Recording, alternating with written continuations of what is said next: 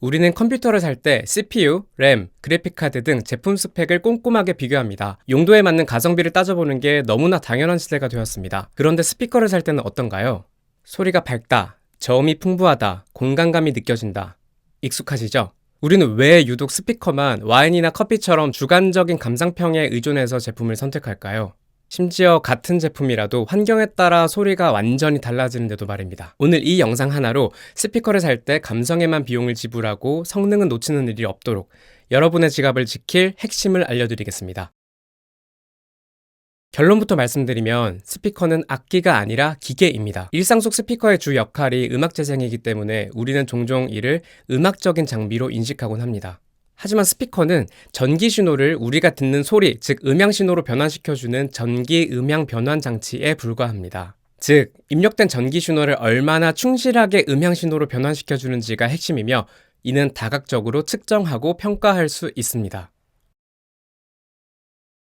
화려한 마케팅 문구와 유명인 협찬을 통해 판매하는 스피커 제조사들. 그들은 과연 감으로 스피커를 만들까요? 절대 그렇지 않습니다. 그들 역시 무향실 또는 그에 준하는 전문 측정 시설을 두고 스피커의 성능을 측정하고 튜닝합니다. 그리고 여기에는 CEA2034, IC60268과 같은 각 목적에 부합하는 측정 표준이 존재합니다. 결국 여러분이 알 수 없던 스피커의 성능은 대부분의 제조사 내부에서 이미 컴퓨터 스펙처럼 명확한 데이터로 설계되고 관리되고 있었다는 뜻입니다.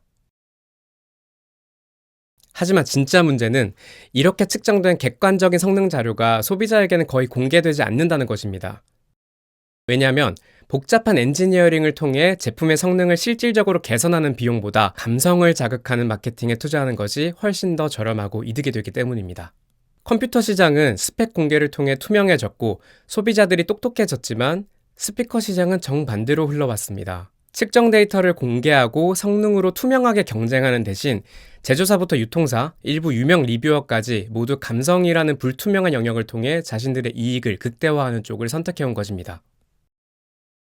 우리 소비자가 똑똑해져야 합니다. 다행히도 변화는 시작되었습니다. 해외에서는 ASR, EAC 등 측정 데이터를 기반으로 한 스피커 리뷰가 자리 잡고 있으며 국내에서는 최근 영드비님도 스피커 측정 리뷰에 동참하기 시작하셨습니다. 문제는 이 데이터가 복잡하고 어렵다는 것입니다. 배경 지식이 없는 일반 소비자가 이 방대한 자료를 일일이 해석하기란 거의 불가능에 가깝습니다. 바로 이것이 제가 유튜브를 시작하게 된 이유입니다. 앞으로 이 채널을 통해 스피커를 비롯한 각종 오디오 장비와 소리 그 자체에 대해 함께 탐구하고 이 복잡한 데이터를 일반 소비자의 시각에서 해석하여 그 의미를 쉽게 풀어드리도록 노력하겠습니다. 물론 전문적이고 자세한 해석과 리뷰는 짧은 영상 콘텐츠로 모두 담아내기 어렵습니다. 따라서 더 자세하고 방대한 측정 자료가 필요하시다면 제 리뷰 사이트를 통해 데이터 원본과 심층 분석 자료를 언제든 확인하실 수 있습니다. 영상 시청해주셔서 감사합니다.